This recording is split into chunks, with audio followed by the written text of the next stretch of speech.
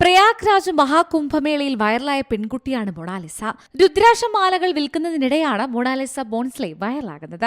സംവിധായകൻ സനോജ് മിശ്രയാണ് മൊണാലിസയ്ക്ക് ബോളിവുഡിലേക്കുള്ള വാതിൽ തുറന്നു നൽകുന്നത്. The diary of West Bengal, Ramki Janmabhoomi തുടങ്ങിയ ചിത്രങ്ങളിലൂടെയാണ് സനോജ് മിശ്ര അറിയപ്പെടുന്നത്. തന്റെ അടുത്ത ചിത്രമായ ദി ഡയറി ഓഫ് മണിപ്പൂരിലാണ് മൊണാലിസയ്ക്ക് വേഷം വാഗ്ദാനം ചെയ്തത്. സനോജ് മിശ്രയും സംഘവും മൊണാലിസയെയും കുടുംബത്തെയും കാണാൻ പ്രയാഗ്രാജിലെത്തിയിരുന്നു. എന്നാൽ മൊണാലിസയും പിതാവും കുംഭമേളയിലെ ആളുകളെ ഒഴിവാക്കാൻ മധ്യപ്രദേശിലെ മഹേശ്വരിലുള്ള അവരുടെ വീട്ടിലേക്ക് പോയിരിക്കുകയായിരുന്നു.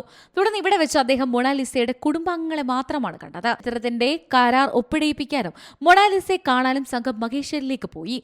ഇതിന്റെ ചിത്രങ്ങൾ സംവിധായകൻ തന്നെയാണ് പങ്കുവച്ചത്. മൊണാലിസയ്ക്കൊപ്പം നിൽക്കുന്ന വീഡിയോ സനോജ് മിശ്ര സോഷ്യൽ മീഡിയയിൽ പങ്കുവച്ചു. ഇവരെല്ലാം വളരെ നിഷ്കളങ്കരായ ആളുകളാണെന്ന് സംവിധായകൻ പറയുന്നു.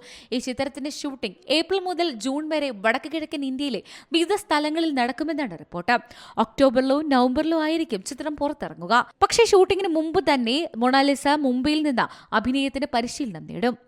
Entertainment desk, C Malayalam news. പുതിയ വാർത്തകളും വിശേഷങ്ങളും ഇനി വിരൽ തുമ്പിൽ. എല്ലാ ഡിജിറ്റൽ പ്ലാറ്റ്ഫോമുകളിലും ഇപ്പോൾ സി മലയാളം ന്യൂസ് ലഭ്യം.